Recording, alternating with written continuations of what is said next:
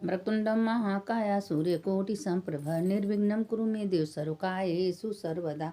मंगलम भगवान विष्णु मंगलम गरुड़ध्वज मंगलम पुंडरीकाक्ष मंगलाय तनो हरि। शंकर शंकर हर हर शंकर शंकर शंकर जय जय शंकर। शंकर शंकर हर हर शंकर शंकर शंकर जय जय शंकर। मंगल भवने मंगलहारी उमा जपत ही त्रिपुरारी। देखिए हर हर महादेव शंभो काशी विश्वनाथ गंगे माता पार्वती संगे। देखिए सब मंत्र आप लोग को रोज बोलना चाहिए। और शिव जी का मंत्र में तो बहुत बड़ा महत्व है। तो देखिए आज हम आप लोगों को शिव पुराण की कथा बहुत सुंदर सुनाने जा रहे हैं। अगर आप लोग को अच्छा लगे तो बार बार आप लोग से कहते हैं कि लाइक करिए, सब्सक्राइब करिए, कमेंट करिए, दूसरों को भेजिए, दूसरों को सुनाइए, पुण्य की भागी बनिए। शिव पुराण का एक घड़ी आधे में पुण्यवान। थोड़ा सा कथा का बहुत बड़ा महत्व होता है। अब आप लोग बार बार कहते हैं कि उसको सुनिए, बार बार कहते हैं थोड़ा सा कथा, एक अक्षर चंचुला के कान में पड़ गई, चंचुला का बुद्धि सुधर गया। तो क्या आप लोग सुनेंगे तो आप लोग को देखिए भगवान कहते हैं कि अब हम आज आप लोग को कथा सुनाते हैं कि बुरे कर्म का फल बुरा मिलता है, अच्छे कर्म का फल अच्छा मिलता है। इसीलिए बचपन से लेके बुढ़ौती तक अच्छे कर्म का संग्रह करना चाहिए, कभी बुरे कर्म का संग्रह नहीं करना चाहिए। देखिए शिव जी भी कह रहे थे क्या शरीर से आप ओम नमः शिवाय, ओम नमः शिवाय और नमः शिवाय जो भी बोल रही हैं, क्या उसका महत्व है? उसका महत्व नहीं है। यह देखिए भोलेनाथ शिव जी भी ये बोल रहे हैं मन का दर्पण खोलिए, मन से हमेशा भगवान का जप करिए, पूजा करिए। आज शिव जी बोल रहे हैं अपने मुख से कि ओम शब्द क्या है, ओम का मतलब क्या है। अगर आप मन से विधान से अगर ओम शब्द उच्चारण कर रही हैं तो ओम के शब्द में जानते हैं ब्रह्मा विष्णु महेश तीनों जनी हैं। तीनों जनी आके आपके सामने प्रकट हो जाते हैं, लेकिन मन से आँख मूंद के एकदम तनीन हो कि ओम ध्वनि जाता कि वो ध्वनि भगवान के पास पहुँचे। तो उसमें क्या है कि ब्रह्मा विष्णु महेश तीनों जनी हैं, वो आके प्रकट हो जाते हैं। तो जप का महत्व क्या है? भगवान कहते हैं मुँह से आप बोलते रहिए, उससे जप का कोई महत्व नहीं। जप का ये महत्व है कि वो मंत्र जो आप उच्चारण कर रही हैं उसके सामने शिवजों को सामने आना है, भगवान का सामने आपको आना पड़ेगा। तो इसलिए वो मंत्र का उच्चारण करिए। हम देखिए हम जहाँ ज्ञानी हैं, मेरे कोई गुण तो है नहीं, अपने मन से कुछ बोलती भी नहीं है। यह सब शिव कथा की ही बात हम आप लोगों से बोलते हैं। देखिए शिव जी भी कहे हैं कि मन से। अब देखिए मन का जो ओम शब्द जो विंध्य पर्वत था तो उस पर वो तपस्या बहुत तपस्या कर रहा था। तो नारद जी आए तो कहें आप तो बहुत, देखिए आप अगर छोटे हैं तो ये सोचिए हमसे भी कोई दुनिया में छोटा होगा, अगर आप बड़े हैं तो ये सोचिए कि उनसे भी कोई बड़ा हो सकता है। पर्वत सोचा कि हमसे कोई दुनिया में बड़ा है ही नहीं। अब उससे बड़ा आदमी आ गया तो भगवान को तपस्या किया भोलेनाथ से, तो वरदान मांगा कि हे प्रभु हम जितना चाहें उतना विशाल पर्वत बना सकते, लेकिन उनका अहंकार भगवान तोड़े। तो वही भगवान से कहे कि ओमकारेश्वर महादेव का स्थापन भगवान भोलेनाथ कराए। तो देखिए कभी किसी का मैं अहंकार नहीं करना चाहिए। भगवान भोलेनाथ वही कथा सुना रहे थे कि देखो पार्वती जब हम लोग चलते हैं तो हर जगह कहीं ना कहीं अपन बैठ के जंगल में वन में गंगा के किनारे कहीं ना कहीं पार्वती जी को कोई ना कोई कथा भोलेनाथ सुनाते रहते हैं। तो वही पार्वती जी से कह रहे हैं कि देखो एक ब्राह्मण थे और ब्राह्मण बहुत मतलब कि श्रद्धावान पुजारी, पूजा करने वाले, जप करने वाले, दूसरों को इज्जत सम्मान कर। बहुत दिन बाद उनको एक बेटा हुआ, वो बेटा का नाम देवदास रखे। अब देवदास रखे, देवदास मतलब धीरे धीरे धीरे धीरे जब बड़ा होने लगा तो वो जब बाहर जाने लगा तो इतना ज़्यादा मतलब कि दोस्तों के संगे बिगड़ गया, इतना जुआ खेलना, शराब पीना।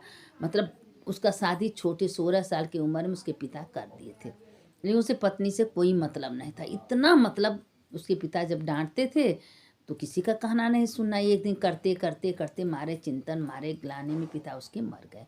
तो सोचा कि पिता तो हमारे डांटते थे बोलते थे, अब मेरा पिता मर गया, अब हमको कोई नहीं बोलेगा। अब पिता के पास जितने मेहनत से पैसा कमाए सब जुआ में शराब में सब उड़ा दिए। उसके पास इतना तक कि एक उसके शरीर पर कपड़ा भी नहीं रह गया, उसको खाने को कुछ नहीं रह गया। उसका पिता जो शादी किया था सोचा कि मेरी बेटी का क्या दशा होगा। बेटी को देखने आया तो बेटी को देखा था फटे कुचैले कपड़े में पड़ी है। तो कहे बेटी तुम अब यहाँ रहने लायक हो, मेरे घर चलो। अच्छा बेटी को अपने घर ले गया। अब वो दामाद इतना ज़्यादा लत हो गया उसके, जुआ खेलने का, सब में पैसा कुछ नहीं बचा। और वो जाए के मायके में किसी और से प्यार करने लगी। जब प्यार करने लगी तो अब वो सोचा कि मेरे पास तो कुछ नहीं रह गया, इतनी मेहनत से पिता को। अब देखिए पछताने से क्या होता है, जब चिड़िया चुग के, जब माँ बाप परिवार अच्छे कर्म के लिए आपको डांटते हैं, बोलते हैं, तो उसको सुनना चाहिए। लेकिन लोग सोचते हैं ना कि हमारे गलत काम कर रहे हैं, हमको गलत बोल रहे हैं, यही न से उसका परिणाम बहुत बुरा होगा। अंत में उसके पास जब कुछ न रहे तो बाद में पछताने लगा कि काश मेरे पिताजी मना कर रहे थे, मेरे माताजी मना करते, अगर हम छोड़ देते तो शायद आज हमारे पास धन दौलत हो। इतना तक कि उसके पास कुछ नहीं बचा। तो अपने प्रेमिका से कही कि ये जो मकान है इसको आप अच्छे पैसे दे के खरीदो। उनको देवदास को तो पैसे की ज़रूरत थी। सोचा यही एक मकान तो बचा है, इसको भी बेचेंगे, कुछ पैसा मिलेगा तो अपना कार्य आगे चलाएंगे। अब हम कभी जुआ, कभी कोई बुरा कर्म नहीं करें। अब वो मन में दृढ़ विश्वास कर लिया। अब वो मकान बचा। मेहरारू तो मैके ही चली गई थी, तो अपने प्रेमी से को मकान खरीद ली। कहीं अगर मकान खरीदे तो मत सोने का बड़े बड़े सिक्का मिलेगा। तो हमारे इलाज में खूब अच्छे खासे पैसा दे के मकान ले लिया। और पैसा पा के दे सोचे कि हम कहीं दूसरे देश में जाएंगे, जहाँ अपना दुकान दौरी बिजनेस अपना करेंगे, नया सीरियल से शुरू करेंगे। भोलेनाथ मेरे साथ हैं तो ज़रूर मेरा काम देंगे। अब भोलेनाथ पार्वती जी से कह रहे हैं देखिए जो दुकान खोलने लगा तो विश्वनाथ जी को साथ में रख के कि हे विश्वनाथ जी हम तो बहुत गलतियाँ की हैं, गलतियाँ तो मेरे और अंदर ही, लेकिन आज हम सुधरने चाहते हैं तो सुधरने का मौका आप भी साथ हमारा दीजिए। भगवान को प्रार्थना किया। अब उसने क्या किया कि सब धन दौलत लेके दूसरा वहाँ जो वो अपने परिक्रमा को मकान जो दिवा दी, तो उसमें देखा तो जो हंडा गड़ा था निकला उसमें कोयला।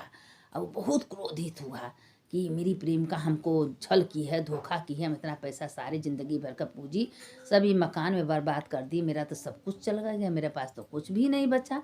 अब उसने क्या हुआ कि गया, उससे मिला कहा तुमको झूठ बोली हो कि इसमें हीरा सोना गड़ा है, इसमें तो सारे कोयला कोयला है। गुस्सा में उसका प्रेम का उसका नाक कान काट दिया।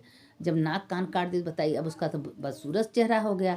अब वो रोने लगी, अपने कर्म को लगी पछताने कि कहाँ का संति हम रह जाते, हम प्रेम क्यों किए, क्यों दूसरे से प्रेम किए। मेरे पति जैसा थे उसी के साथ हम रहते, लेकिन उसके मन में तो दूसरे पति का ध्यान आ गया। तो देखिए गलत सब गलत मतलब गलत शब्द का तो गलत अंत होता है। लेकिन पत्नी चाहे तो सुधारने की भी कोशिश करें, लेकिन जो नहीं सुधारने की कोशिश करती हैं तो बाद में खाली पछताती हैं और उनको कुछ मिलता ही नहीं है। ये सोचिए कि हमको अपने पति से सुख नहीं, दूसरे पति से सुख कभी नहीं मिलेगा। अब उसने अपना क्या हुआ कि अब बदसूरत हो गई, गई पिता के घर में रोने लगी। ये क्या किया कि भोलेनाथ का नाम लेके अपना दुकान व्यवसाय थोड़े दिन में इतना मिल भाई दुकानदारी का तो उसको ज्ञान था ही, उसके पिता बहुत बड़े बिजनेस थे, लेकिन तो सब बर्बाद कर दिया था जुआ उस तरह में। तो लेकिन अभी अपना दुकान भगवान का नाम लेके खोलना शुरू कर दिया। और धीरे धीरे धीरे कुछ ही दिन में मतलब जितना पैसा गया था उसका पैसा सब वापस आ गया। मतलब भगवान के लेके किया, भगवान उसका साथ दिए और फिर अमीर बन गया। तो एक कहीं से सेठ देख रहे थे, कहें अरे इतने थोड़े दिन में इतना बड़ा दुकान खोला, इतने बड़े ये आदमी बन गई, बहुत मेहनती है लड़का। भाई देखा तो भाई उसका कुल गुण तो था, लेकिन दूसरे के संगति में ही करेंगे। अगर बुरे साथ मिल गया तो आपको डुबो देगा, अच्छे का साथ पकड़ेंगे आपको उबार देगा। आप कोई साधु महात्मा संत कोई अच्छे ज्ञानी के साथ पकड़ेंगे तो आपको उबार देगा, आपको डूबने कभी नहीं देगा। क्योंकि अगर अब डुबले वाले नैया पर बैठेंगे तो नैया तो डूबी जाएगा, तैरते वाले नाव पर बैठेंगे तो नैया तार देगा। अब उसने क्या की कि अब उसने डूबने वाली नाव पर बैठी इसलिए डुबो दिया। लेकिन उसको इसीलिए कहते हैं ना कि साथ जो है किस्सा कला कि पानी पिए छान के गुरु करे जान के। तो ज्ञान उसी से प्राप्त करना चाहिए, ये देखना चाहिए, विचार करना, छोटे बड़ों को ध्यान नहीं देना चाहिए। ये देखना चाहिए कि कौन हमको तारने वाला है, कौन हमको डुबाने वाला है। अगर आपको कोई जानकारी दे रहा है, जानकार ज्ञान दे रहा है, तो जानो कि उसका संग पकड़िए, वो आपको तार देगा। और जो आपको डुबोने वाला है, डूबने वाली ही बात करता है। तो अब वो संग पकड़ा तो सेठ से कहा कि भाई हम सोचते हैं कि आप ऐसा लड़का हमारी लड़की के लिए नहीं मिलेगी, आप मेरी बेटी से शादी कर लो। उसने सोचा कि ठीक है, वो अपना स्वीकार कर लिया। अब वो क्या हुआ कि जो सेठ थे अपनी बेटी से खूब धूम धड़क्का से शादी किया। वो देवदास से एकदम बहुत बढ़िया अच्छे खासे हर माने में अच्छा बन गया, अपने सारे गुण छोड़ दिया था और सोचा कि अब हमको किसी का कभी बुरा संग नहीं पकड़ना चाहिए। अगर हम महादेव का संग पकड़ेंगे, महादेव को अंदर बैठा के कोई काम करेंगे तो मेरा सारा काम हो जाएगा। अगर हम कोई बुरे का साथ पकड़ेंगे तो मेरा जो है बुरा ही होगा। अब उसके दिमाग में इतने बुरे लड़का, उसके दिमाग में इतना अच्छाई घुस गया कि भगवान को, भोलेनाथ को पकड़ लिया। अब भोलेनाथ के उनसे बात करना, भोलेनाथ से मन में ही मन में दुकान बैठे, भोलेनाथ आपकी इच्छा से दुकान खोले हैं, आप हमको बहुत बहुत परीक्षा लिए, हमको इतना परीक्षा लिए कि दलदल में ठोक दी कि मेरे पास एक वक्त का खाना न रह गया, मेरे पास ना कोई कपड़ा रह गया, हमको न पहनने का था न खाने का था। तो देखिए, जब बुरा कर्म आप करेंगे तो सब कुछ नष्ट हो जाएगा। और जब आप धीरे धीरे करके अच्छा कर्म करने लगेंगे, भगवान की प्रार्थना करने लगेंगी, भगवान के मंदिर जाने लगेंगे, भगवान से कहेंगी कि हे भगवान, जो गलतियाँ आज तक की हैं अब हमसे कोई गलती न हो। पता नहीं कितनी बार कोई माँ बना, कुत्ता बना, कुतिया बना, बाघ बना, कितनी बार जन्म लेना, मरना, जन्म लेना, यही तो हम लोग को चला आ रहा है। तो अब मानुष तन मिला है तो भगवान से हमेशा ही प्रार्थना करना चाहिए कि हे भगवान, हम बहुत दलदल में डूब गए हैं, अब हमको दलदल से उबारिए, हमको दलदल में नहीं डूबना है। भगवान अपने हमको शरण में ले लीजिए, मेरे आत्मा को शुद्ध करके अपने में मिला लीजिए। शरीर से कोई मतलब नहीं, आत्मा से ही परमात्मा मिलेंगे। अगर आत्मा भगवान में आप लीन हो जाएंगे, दिन रात भगवान का दीदार करेंगी, भगवान का चिंतन करेंगी, तो एक दिन न एक दिन भगवान आपका साथ जरूर देंगे। तो इसीलिए कहते हैं कि सारे संसार माया का संसार है। ये लोग जो माया कर रखें, आप ये बताइए, जरा विचार करिए, आपका आत्मा है तो आपके माया से, शरीर से सारे दुनिया है। जिस दिन आत्मा निकल जाए सब कुछ धीरे धीरे खत्म हो जाएगा, कोई आपका साथ देने वाला नहीं है। तो इसलिए जीते जी माया को छोड़ के परमात्मा को पकड़ लीजिए। बात करते रहिए, मन जो जहाँ भागता है वहाँ भागते, सोचिए, विचार करिए मेरा मन कहाँ जा रहा है। यही मन को बुला के, हे मन को परमात्मा में लगाइए कि तुम भगवान के बारे में हमेशा सोचिए, लेकिन इधर का बात उधर मत करिए। तो परमात्मा में अगर आपका मन लग जाएगा तो एक दिन भोलेनाथ आपका जरूर कल्याण करेंगे। भगवान कहते हैं कि शरीर से कितनों जप करिए, ओम नमः शिवाय, नमः शिवाय ओम, भगवान उसका जप सुनते नहीं। मन से अगर कोई जप कर रही हैं तो पहले आँख बंदिए, भगवान को बुलाइए, वो मंत्र के द्वारा भगवान को बुलाइए और भगवान को अपने सामने बैठाए, तब वो जप करना शुरू करे तो सब आपका सिद्ध होगा, और नहीं तो सिद्ध होने वाला नहीं है। भगवान कहते हैं अहंकारी, झूठ, बेईमानी से हम बहुत दूर रहते हैं। जो अहंकारी होता है, झूठ बोलता है, झूठे साचे ख्वाब देखता है, उसका साथ हम नहीं देते हैं। देखिए तो वो ऐसा सुथरा, उसका शादी ब्याह हो गया, और जो पत्नी थी, पत्नी उसको छोड़ के प्रेमा के पास, प्रेम का उसका भी साथ नहीं दिया, उसका नाक कान काट लिया। अब वो दर दर का ठोकर खा रही है, भटक रही है, अपने कर्म के पछतावा में रो रही है, और वो सुखी हो गया, क्योंकि बुरे कर्म छोड़ के भगवान कहते हैं कि जब ही सवेरा हो तभी मेरे पास आ जाओ। उम्र का कोई वैल्यू नहीं। अगर आपके चौथे पन में भगवान का याद आ रहा है तो चौथे पन में माया जाल को छोड़ के भगवान को पकड़ लीजिए, भगवान को अंदर बैठा लीजिए कि हे भगवान, बहुत गलतियाँ कराए, बहुत गलती किए, अपने ऐश्वर्य में, आराम में, अब हमसे बुरा कर्म मत होने दीजिएगा प्रभु, अपने में ले लीजिए। भगवान तो दयालु हैं, भोले भंडारी हैं, वो तो आगा पीछा भी नहीं देखते हैं, बस आपका मन देखते हैं कि आपका मन कैसा है। आप सोचते हैं कि क्या हम क्या बुरा कर्म कर रहे हैं, क्या अच्छा कर रहे हैं, क्या बोलें, भगवान नहीं देख रहे हैं? 24 घंटा भगवान देखते हैं, क्योंकि शंकर हृदय रूपी में विराजमान हैं और सारे संसार के हृदय में भोलेनाथ विराजमान है। एक कुत्ता, चूटी, जानवर, पेड़ पौधे में भी भोलेनाथ विराजमान है। सवेरे से संध्या तक हम क्या कर रहे हैं, क्या नहीं कर रहे हैं, किसके बारे में क्या बोल रहे हैं, सब कुछ भोलेनाथ सुनते रहते हैं, देखते रहते हैं। और जैसा आपका मन होगा उसी तरह आपका मन हृदय रूपी संसार से छुड़ा के धीरे धीरे धीरे धीरे करके परमात्मा में लगा।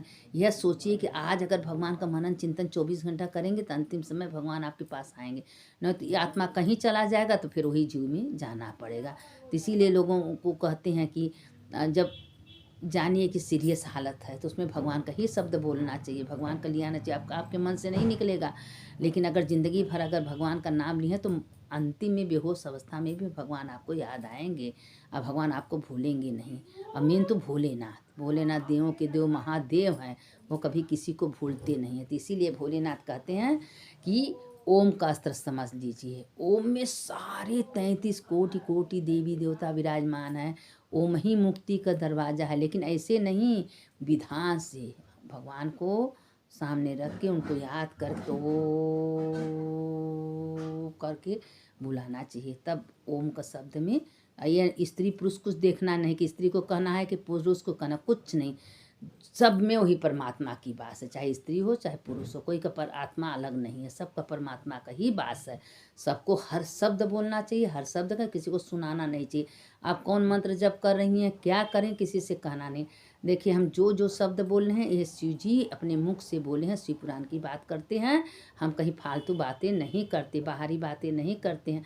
बस यही में सारे शिव में आत्मा ही परमात्मा से मिलन की जरिया है। तो हम आपको आत्मा परमात्मा से मिलाने के जरिया का ज्ञान बताते हैं। तो उसको आप मनन करिए, चिंतन करिए, किस चीज़ से कहाँ से हम कौन शब्द लाते हैं, कौन शब्द हम आपको बोलते हैं। तो सुनने वाले की जय, सुनाने वाले की जय। शंकर शंकर हर हर शंकर, शंकर शंकर जय जय शंकर। मंगल भवन अमंगलहारी, उमा जपत एहि त्रिपुरारी। हर हर महादेव शंभो, काशी विश्वनाथ गंगे, माता पार्वती संगे।